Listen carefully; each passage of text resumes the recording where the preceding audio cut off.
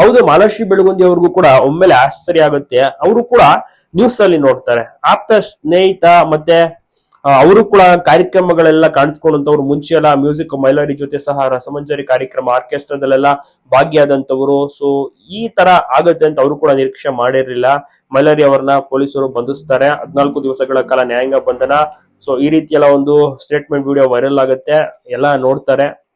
ಅಭಿಮಾನಿಗಳು ಸಹ ತುಂಬಾನೇ ಶಾಕ್ ನಲ್ಲಿದ್ದಾರೆ.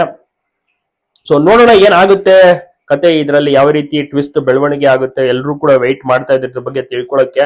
ಮಾಲಾಶ್ರೀ ಅವರು ಕೂಡ ಬಹಳಷ್ಟು ಭಾವುಕರಾಗ್ತಾರೆ ಈ ಒಂದು ವಿಚಾರದಲ್ಲಿ. ಯಾಕೆಂದ್ರೆ ಮಾಲಾಶ್ರೀ ಬೆಳಗುಂದಿ ಅವ್ರಿಗೂ ಕೂಡ ಮ್ಯೂಸಿಕ್ ಮೈಲಾರಿ ಗೊತ್ತು. ಸೊ ಅವರು ಕೂಡ ಒಳ್ಳೆಯವರು.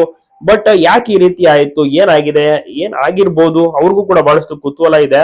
ಪೊಲೀಸ್ ಅವರು ಇನ್ವೆಸ್ಟಿಗೇಷನ್ ಅನ್ನ ಮಾಡ್ತಾ ಇದ್ದಾರೆ. ಮುಂದೆ ಏನ್ ಅಪ್ಡೇಟ್ ಆಗುತ್ತೆ ಎಲ್ಲವೂ ಕೂಡ ಕಾದು ನೋಡ್ಬೇಕಿದೆ. ನಿಮ್ಗೇನ್ ಅನ್ಸುತ್ತೆ, ಮ್ಯೂಸಿಕ್ ಮೈಲಾರಿ ಅವ್ರು ನಿಜವಾಗ್ಲೂ ಕೂಡ ತಪ್ಪು ಮಾಡಿದ್ದಾರಾ? ಅವರು ಅಂದ್ರೆ ಬಾಲಕಿ ಕೊಟ್ಟಿರುವಂತ ಒಂದು ಸ್ಟೇಟ್ಮೆಂಟ್ ನಿಜನ ಸುಳ್ಳ? ಮ್ಯೂಸಿಕ್ ಮೈಲಾರಿ ಅವ್ರಿಗೆ ಕಂಪ್ಲೀಟ್ ಆಗಿ ಇನ್ನಷ್ಟು ಬಂಧನ ಎಕ್ಸ್ಟೆಂಡ್ ಆಗುತ್ತಾ? 14 ದಿವಸ ಈಗ ಬಂಧನ ಹೇಳಿರುವಂತದ್ದು.